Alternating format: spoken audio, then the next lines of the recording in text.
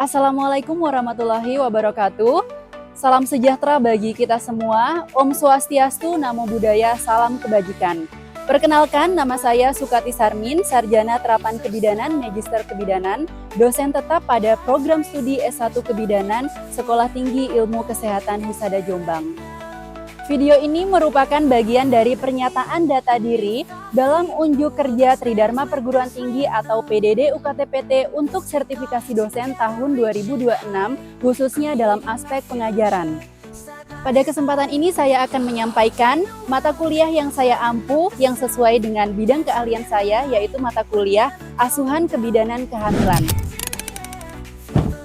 Mata kuliah ini ditujukan pada mahasiswa S1 Kebidanan semester 4 dengan kode mata kuliah DD 7022 yang berbobot 6 SKS, 2 SKS teori, 2 SKS praktik, dan 2 SKS keterampilan yang diselenggarakan dalam 16 kali pertemuan tatap muka dengan rincian 14 kali pertemuan teori, praktikum, skill laboratorium, dan 2 kali pertemuan masing-masing 1 kali UTS dan 1 kali UAS.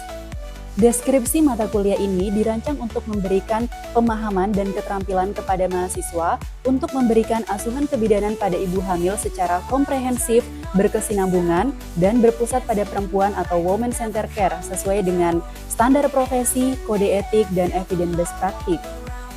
Adapun capaian pembelajaran lulusan atau CPL Prodi pada mata kuliah ini meliputi CPL 2, CPL 4, CPL 5, CPL 7, CPL 8, CPL 9, dan CPL 10 yang semuanya tertuang di dalam RPS dan telah divalidasi oleh Ketua Program Studi. Selanjutnya, capaian mata kuliah yang diharapkan antara lain CPMK 1, mahasiswa mampu menganalisis konsep dasar dan perubahan fisiologi pada kehamilan. CPMK 2, mahasiswa mampu melaksanakan pemeriksaan dan melakukan screening pada pelayanan antenatal sesuai dengan standar pelayanan antenatal. CPMK 3, mahasiswa mampu menganalisis kebutuhan ibu hamil secara fisik, psikologi, sosial budaya, dan spiritual. CPMK 4, mahasiswa mampu menerapkan manajemen asuhan kebidanan kehamilan secara komprehensif. CPMK 5, mahasiswa mampu menerapkan pasien safety dan pencegahan infeksi dalam pelayanan antenatal. 3 komponen utama dalam proses pembelajaran ini yaitu Delivery, Interaction, and Assessment atau DIA. Untuk delivery, saya membagikan RPS kepada mahasiswa, kemudian memberikan materi menggunakan konsep nyata untuk membantu mahasiswa dalam memahami konsep teori dan praktik kebidanan. Selanjutnya, saya melakukan demonstrasi pemeriksaan kehamilan yang diikuti oleh mahasiswa melalui praktik secara bertahap hingga mencapai kompetensi yang diharapkan. Materi yang saya sampaikan didukung oleh beberapa media pembelajaran berupa gambar, video, dan Canva sebagai media pendukungnya.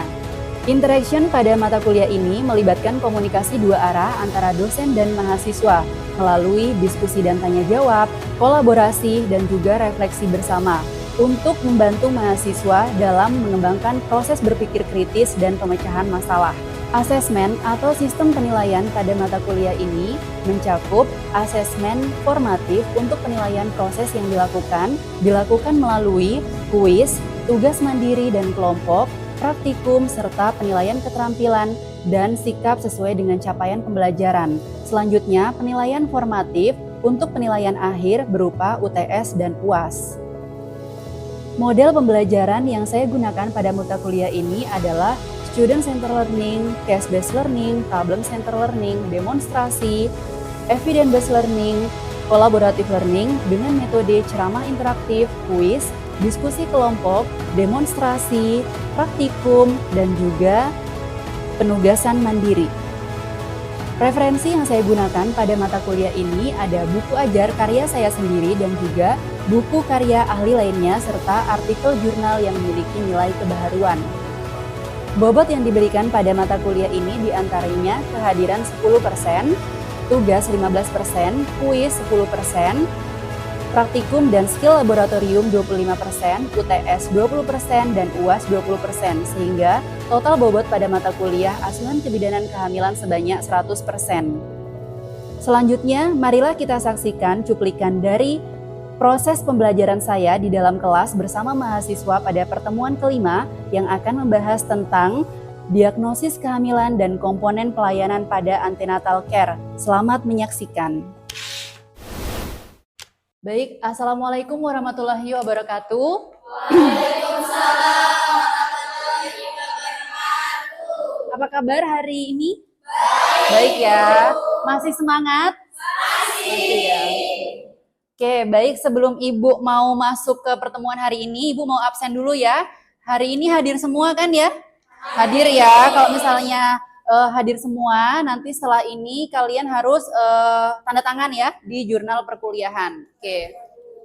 Oke, hari ini kita mau masuk ke materi yang pertemuan kelima ya, dengan materi diagnosis kehamilan dan komponen pelayanan antenatal care ya.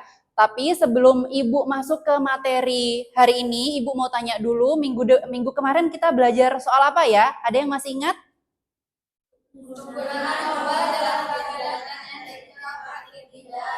Oke. Ada yang bisa jelaskan satu yang mungkin masih diingat dari teori yang kemarin? Ya.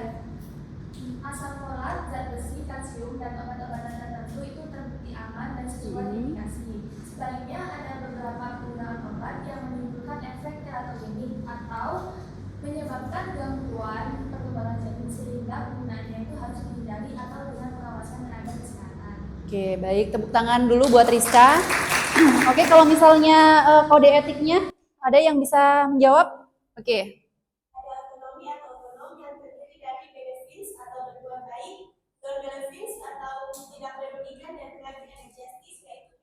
Oke, kita tepuk tangan ya untuk yang sudah bantu saya untuk mengingat ya. Oke, hari ini yang mau kita pelajari adalah 4 topik ini ya.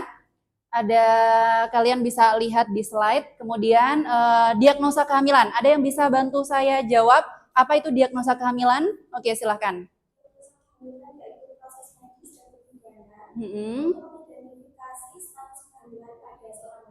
Oke, jadi itu ya jawabannya ya. Jadi diagnosa kehamilan itu adalah suatu cara kita nantinya sebagai bidan ya untuk mengetahui apakah orang itu hamil atau ibu itu hamil atau tidak, tentunya dengan pemeriksaan baik dari subjektifnya maupun dari objektifnya. Oke.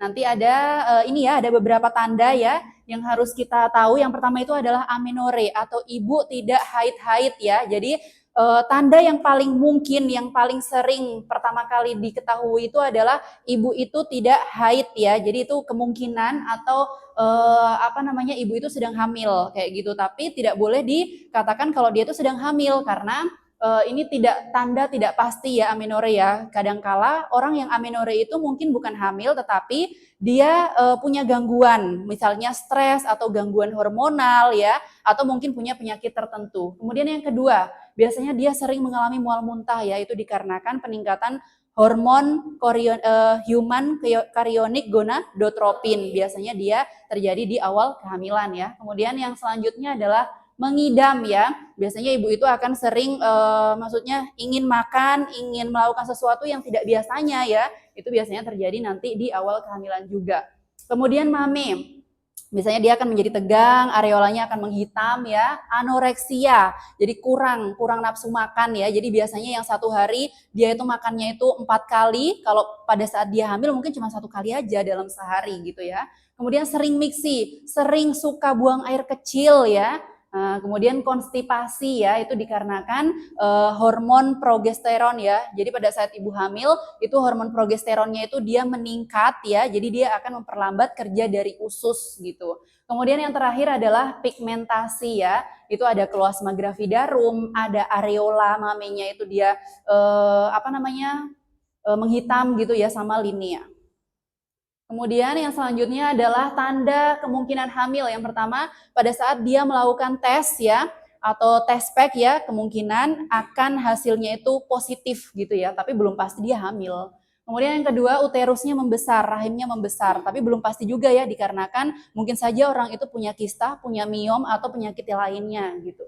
Kemudian yang selanjutnya adalah tanda Hegar ya, dia pelunakan atau penipisan dari segmen bawah rahim ya. Selanjutnya adalah tanda Chadwick atau kebiruan di daerah vulva ya. Biasanya nanti akan ada atau ini dikarenakan karena hipervaskularisasi dari hormon estrogen. Kemudian yang selanjutnya adalah tanda Gudel ya, atau perunakan serviks, itu dikarenakan vaskularisasi juga dan juga peningkatan dari hormon estrogen. Yang terakhir adalah tanda Braxton Hicks ya, jadi ibu itu mengalami Hicks ya, orang kayak mau kontraksi gitu. Oke, selanjutnya tanda pasti hamil ya, ini pasti ada gerakannya janin antara ibu yang primi sama ibu yang multi, pasti dia berbeda kan ya. Kalau pada ibu primi dia ada 18 minggu, pertama kali dirasakan. Kalau pada ibu multi dia ada 16 minggu. Kemudian yang kedua adalah terdengar DJJ ya. Yang ketiga adalah teraba bagian janin pada saat melakukan pemeriksaan Leopold ya, gitu. Kemudian yang terakhir adalah dia bisa teraba bagian janin pada saat melakukan pemeriksaan USG gitu. Metode diagnosis kehamilan. Yang pertama ya, tanya dulu riwayat menstruasinya seperti apa. Yang kedua, riwayat obstetrinya. Ada yang tahu apa saja riwayat obstetri? Paritasnya ya, anak hidupnya, anak yang mati ada berapa ya, kemudian persalinannya dilakukan secara normal atau tidak, pada saat bayi lahir dia itu aterem atau posterem atau prematur gitu ya, itu semua adalah obstetri. Keluhan utamanya kita harus tanya dan riwayat kesehatannya. Kemudian pemeriksaan fisiknya kita bisa lakukan pemeriksaan dari inspeksi dan juga palpasi dan juga auskultasi. Auskultasi dengan pemeriksaan cara apa? Didengar. Kalau palpasi diraba ya. Oke, selanjutnya ini adalah Leopold ya, pemeriksaan Leopold yang nantinya ibu akan demonstrasikan di depan ya. Kemudian yang berikutnya adalah lakukan pemeriksaan penunjang. Pemeriksaan penunjang ini biasanya tes kehamilan dulu di USG sama tes laboratorium ya. Biasanya apa yang dites? Yang pertama adalah tes darah lengkap, kemudian tes urin ya. Biasanya kita mau melihat apakah ada protein di dalam urin, tujuannya untuk mendeteksi secara dini kemungkinan resiko terjadinya preeklamsia pada kehamilan gitu. Kemudian lanjut, ini menghitung usia kehamilan ya, ini ada rumusnya, rumus Nigel ya. Ini ada rumus 1, kita gunakan di bulan Januari sampai Maret, kalau rumus 2 di bulan April sampai dengan bulan Desember ya. Ini ada beberapa contoh, ini saya contohkan saja pakai rumus McDonald ya. Rumusnya itu adalah umur kehamilan sama dengan TFU dikali 8/7. TFU-nya itu 28 cm ya, dikali 8/7. 28 bahagi 7 itu hasilnya adalah 4, sama dengan 4 kali 8, 32. Berarti umur kehamilan ibu adalah 32 minggu gitu. Oke. Nah, ini ada beberapa kuis ya, ada 2 nomor ya. Silahkan kalau misalnya siapa yang mau jawab boleh maju ke depan. Oke, silakan.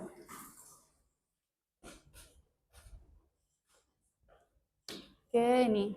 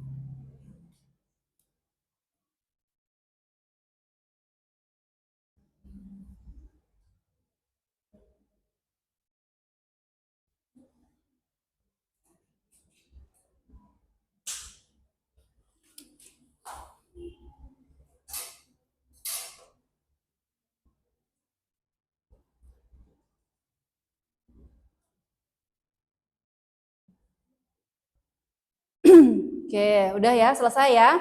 Ada yang sama teman-teman yang maju di depan? Sama ya semuanya ya. Oke, kita beri applause ya buat teman-teman.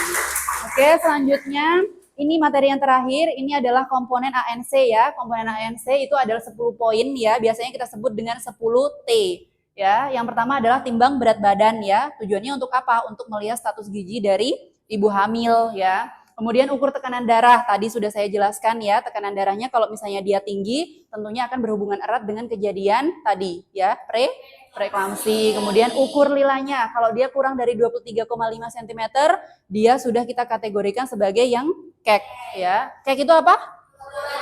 Oke, ukur TFU ya, nah ini ya untuk mengetahui tinggi fundus uteri dan biasanya kita bisa mengetahui taksiran berat badan janin ya di sini ya. Kemudian tentukan presentasi janin nanti ya pakai pemeriksaan Leopold. Kemudian imunisasi harus TT-nya harus disuntik juga ya. Kemudian tekanan apa namanya tablet tambah darahnya itu harus dikonsumsi juga pada ibu hamil sebanyak berapa? 90 tablet ya selama kehamilan ya. Tes laboratorium ya, ada beberapa yang harus kita lakukan tes dan tata laksana kasus. Yang terakhir itu adalah temu wicara atau edukasi. Apa saja yang diedukasi? Gizinya ibu hamil ya, tanda bahayanya gimana, persiapan persalinannya, KB-nya harus dikonselingkan ya, apalagi kalau dia anaknya sudah banyak. Kemudian ASI eksklusif itu harus 6 bulan full ya, 6 bulan full harus diberikan, kemudian dilanjutkan sampai usia 2 tahun. Oke.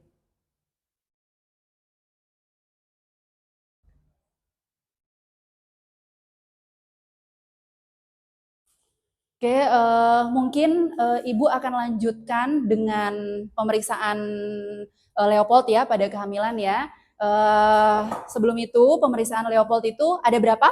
Ada 4 ya. Leopold 1 itu adalah tujuannya untuk mengukur tinggi fundus uteri ya, dan juga untuk menentukan bagian apa yang ada di fundus ya. Jadi kita terangkan dulu kepada Ibu. Assalamualaikum Ibu, saya dengan bidan Kathy. Saya mau melakukan pemeriksaan Leopold pada perut Ibu atau pada abdomen Ibu ya. Tujuannya untuk mengetahui apakah kepala janinnya ini sudah masuk PAP atau belum gitu ya. Jadi pemeriksaan Leopold 1 itu letakkan tangan ya, letakkan tangan di atas perut Ibu. Kemudian kita lakukan perabaan sampai pada bagian fundus gitu. Kalau misalnya kita sudah ketemu bagian fundusnya ya, kita fiksasi. Kemudian kita lakukan pengukuran menggunakan metlin ya namanya ya. Nah, kemudian kita ukur dari TFU sampai dengan simpesis ya, kita baca hasilnya. Oh, ini berarti TFU-nya di sini adalah 23 cm ya. Kemudian setelah itu kita lakukan perabaan lagi. Bagian apa sebenarnya yang ada di fundus ya? Kalau misalnya dia teraba bulat, keras, dan juga melenting, berarti dia adalah bagian kepala. Kalau misalnya dia teraba lunak, tidak melenting ya, berarti dia adalah bagian bokong. Oke, Leopold 1 sudah selesai. Leopold 2. Leopold 2 itu menentukan bagian apa yang ada di sebelah kanan perut ibu dan sebelah kiri perut ibu. Caranya tahan satu tangan ya, kemudian tangan yang satunya itu kita lakukan perabaan. Kalau dia teraba datar, keras ya, seperti papan, berarti dia adalah bagian punggung. Kemudian kita letakkan, berarti di sini bagian punggung ya. Kemudian kita pindahkan lagi, kita tahan, ganti sebelah kiri tangan kita untuk meraba. Kalau dia teraba ada tonjolan-tonjolan kecil ya, nah itu berarti bagian ekstremitas. Oke, itu ya untuk Leopold 2. Leopold 3-nya itu adalah untuk menentukan apa? Bagian terendah janin ya. Oke, bagian terendah janin. Jadi untuk Leopold 3 ini kita masih menghadap ke arah ibu ya.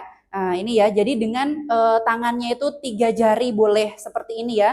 Kita lakukan perabaan ya. Kalau misalnya tangan kita itu masih atau pada saat perabaan ini masih dapat digoyangkan ya, berarti dia belum masuk PAP. Kalau misalnya sudah tidak bisa digoyangkan, sudah keras ya, berarti dia sudah masuk PAP.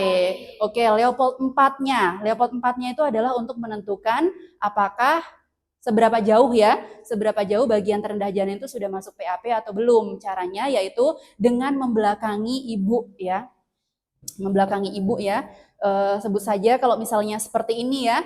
Jadi kita gunakan metode seperti ini dengan tangan untuk mengarah ke bagian tengah ya. Kalau misalnya dia masih tangannya itu masih dapat bertemu, berarti dia belum masuk PAP. Kalau misalnya kita lakukan perabaan tapi tangan kita ini terpisah, berarti dia sudah masuk PAP gitu ya. Nah, tadi pada pemeriksaan didapatkan punggung atau punctum maksimumnya itu, punctum maksimum itu adalah punggung janin ya. Jadi disitulah kita akan melakukan pemeriksaan DJJ.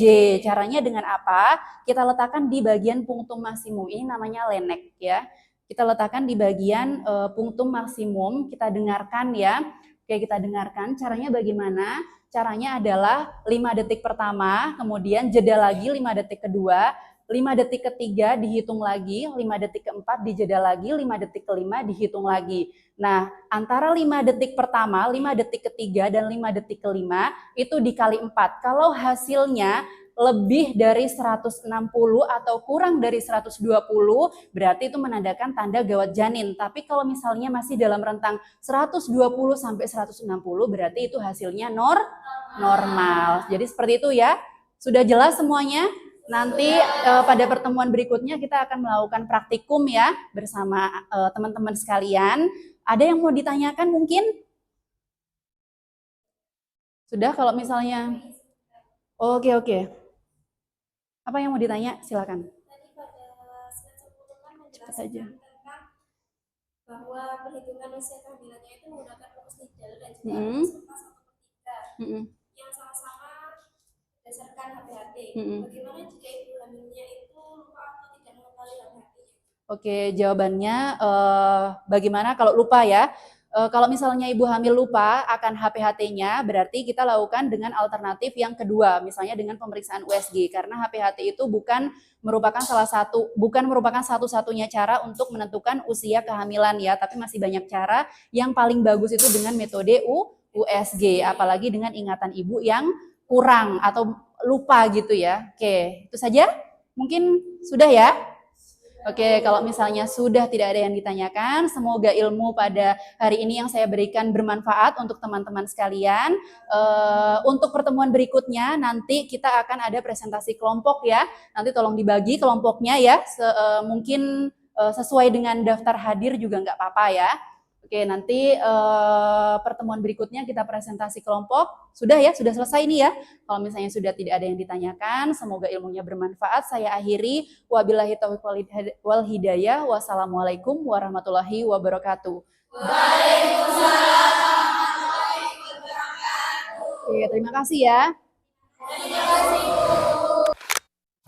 Baru saja Anda menyaksikan proses pembelajaran saya di dalam kelas pada pertemuan kelima dalam mata kuliah Asuhan Kebidanan Kehamilan, program studi S1 Kebidanan semester 4.